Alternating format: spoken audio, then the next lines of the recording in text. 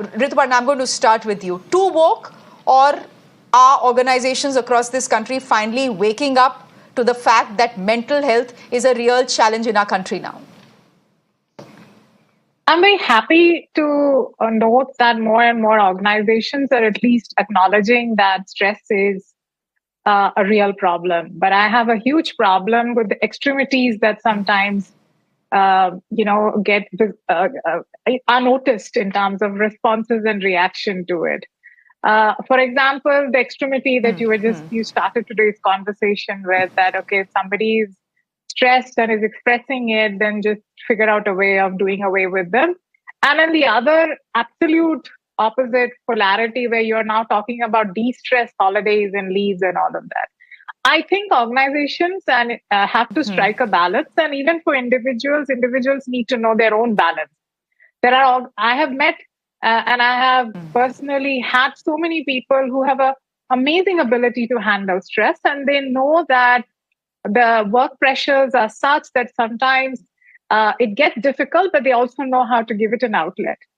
And similarly for organization, I think what organizations can do is create a healthy ecosystem, which means create an enabling environment where people can freely express themselves, where people can, there are clear early warning signals embedded in the systems where you can actually figure out that whether the environment is becoming more stressful, whether a particular team is under stress, whether there are certain times in the year or in certain quarters where the stress levels increase, and hence, can we do something preemptively? I think those are things that organization can be focused around rather than this extremity that I sometimes notice about stress.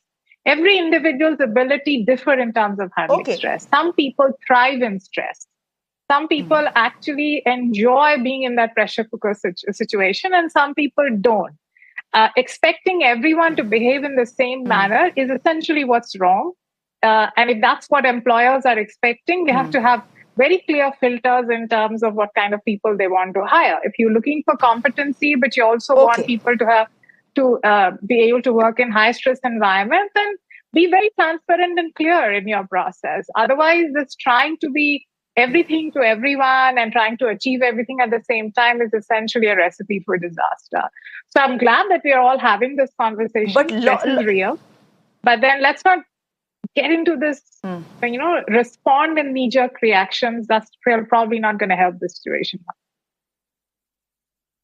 Okay, so essentially you're saying that that these de-stress leaves, 6 in a year that Yes Madam is offering, is probably a knee-jerk reaction. But here's the point, Lloyd Matthias. How do you strike a balance in a country where CEOs, some of India's top CEOs, have stepped out to say life-work balance kya hota hai? Nothing. Work 72 hours a week, work Saturday, Sundays, and there should be no problem with you taking calls from your bosses on Sunday at 9 p.m.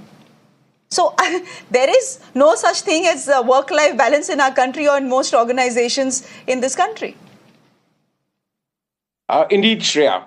But just like Rituparna said, different people have different levels of ability to handle stress. I think the only positive thing coming out of a horrible gimmick, if one would call it that, but we're keeping that aside, is the fact that there is recognition that work stress is a critical part in an organization, and employers who are looking at it seriously. And I'm going to ignore things like virtue signaling and having de-stress leave, but we're going to recognize that some employees are going to succumb, are going to have tougher periods. And therefore, how do we help employees tackle stress better? I believe that the long-term outcome of this is companies recognizing that their human resource is more than just a productivity tool. People have good and bad days. People have extremities in terms of how they behave. And therefore, recognizing this, providing for some kind of solace in that context, whether it means providing for counselors, whether it's doing an employee survey to understand, are they stretching things too much? And I would say clearly that the startup ecosystem has been particularly slightly more abrasive on that, where it's pretty normal to have, brag about employees working 12 hours, 16 hours and such like. I'm going to leave aside the comments of, industry veterans.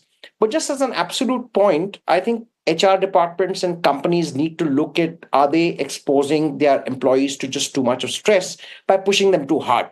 and therefore need to watch for that aspect and provide for relief mechanisms or abilities to actually understand whether when it's going overboard. But as rightly said, there could be different employees having different levels, and understanding that calibration could be different for different employees is a critical part of the exercise. But recognition to work stress in the Indian employee workforce is absolutely real and should have no bearing on the fact that we are in every which way a work surplus market, right? There is no doubt that for every good job there are 5 people waiting in queue. Correct. But that does not take away the onus of the employer Correct. to treat his employee absolutely fairly.